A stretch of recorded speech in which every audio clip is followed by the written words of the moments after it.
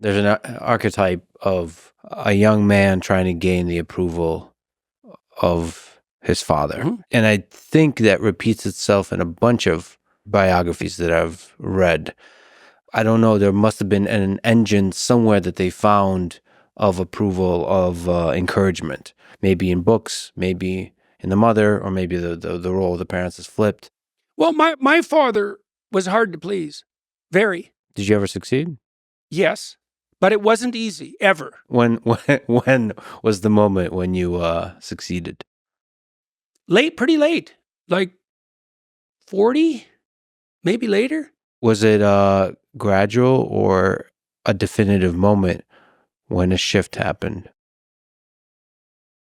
My father was always willing to approve of the things I did that were good, although he was not effusive by any stretch of the imagination, and the standards were very high. Now, I was probably fortunate for me, it does bear on the question you're asking, is like, if you want someone to motivate you optimally, God, it's complicated because there has to be a temperamental dance between the two people. Like, what you really want is for someone to apply the highest possible standards to you that you're capable of reaching. Right? And that's a vicious dance, because you have to have a relationship with your child to do that properly. Because if you want to be optimally motivating as a father, you keep your children on the edge. It's like you might not reward something in your child that you would think would be good in someone else because you think they could do better. And so my father was pretty clear about the idea that he always expected me to do better.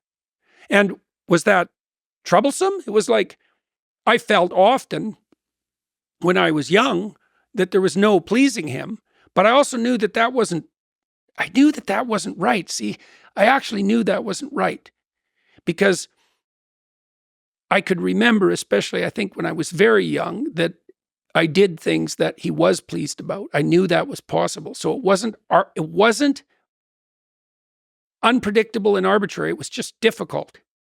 It sounds like he's hit a pretty good optimal, but it's for each individual human that optimal differs. Well, that's why you have to have a relationship with your children. You have to know them, and well, with yourself too, and with your wife. You can't hit that optimal.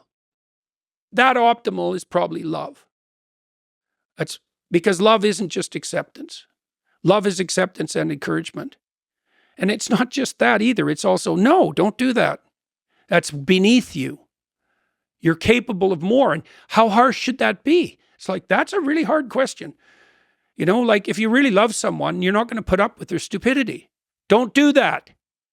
One of the rules I had with my little kids was, don't do anything that makes you look like an idiot in public. Why? Because I don't want you disgracing yourself. Why not? Because I like you. I think you're great. And you're not going to act like a bloody fool in public so that people get the wrong idea about you. No.